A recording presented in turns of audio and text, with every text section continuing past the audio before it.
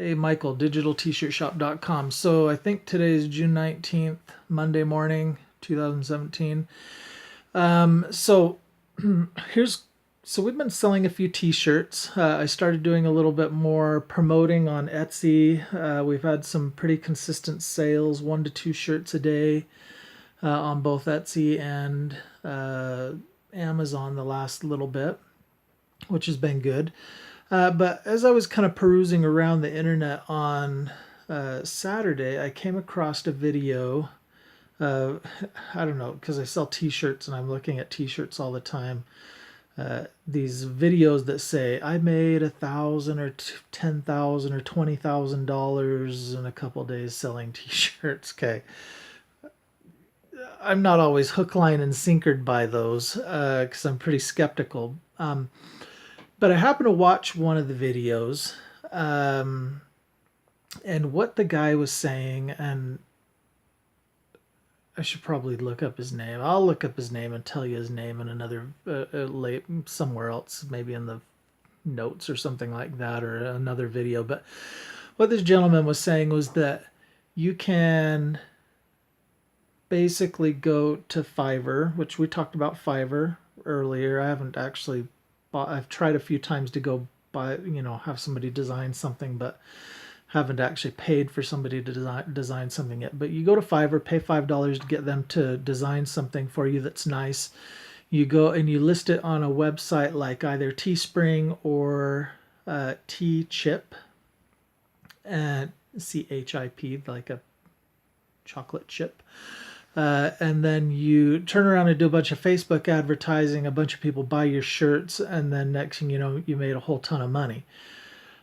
Is it really that easy though? So over the weekend, and I tell you, it was jumping through all the hoops to do this was, oh my goodness. That's what it felt like.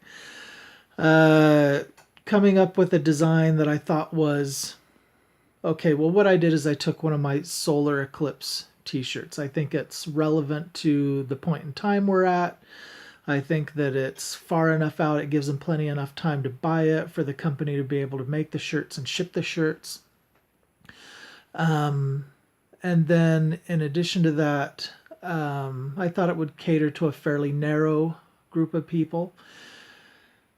And so I went and I created the little ads. I went in and I set it up on Teechip as a timed promotion for I think 7 days. And then I went into Facebook, and Facebook's changed all their advertising up, and I tell you, it is incredibly confusing to me and how to go in there and set up an ad campaign. But I did it. I jumped through all the hoops. I got an ad campaign set up, I believe, and I set it up last night. Finally, it took me a couple of hours to jump through all these hoops, and then probably it took a couple hours because it was the first time doing it.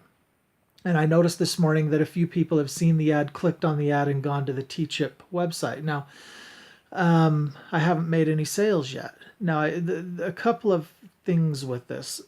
This is obviously, and as you talk, as you watch these videos on how to do this, they say over and over and over again, you got to find the right product. You got to test products. You got to find the one people are interested in. You got to your test markets and who you're actually pitching this to. And it could be that I pitched it to the wrong people. I pitched it to people who had an interest in solar eclipses.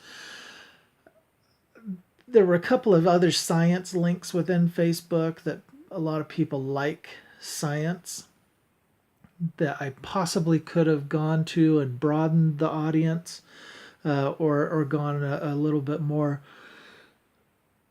where there's a specific interest in science, that wasn't specifically solar eclipses. But for this first ad, I'm trying the solar eclipse. I put in enough money to give it enough click-throughs that we can see whether it's working or not. I think I've had 3 click-throughs. I think I gave it a $20 a day budget, and then on the other side, okay, so on the Teechip side, the Teechip was a little interesting. I think it's a lot kind of like Cafe Press, but they really limit the number of items you can put it on and limit the number of products you can color options and things like that that you can provide, which I thought was interesting that they just didn't let you pick all of them. The pricing was a little funky, and that when I went to actually price the product, I couldn't tell.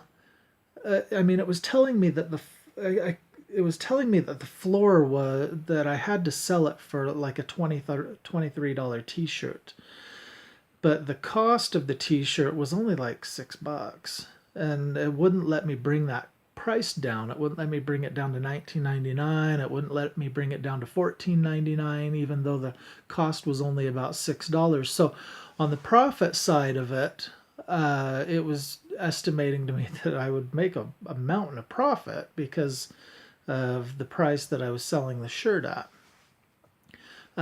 But the price being so high, I think really limits the number of people that possibly would buy it if I could get it down to a $14.99 tee or even a $19.99 tee. So it was pushing it up into the $20 range.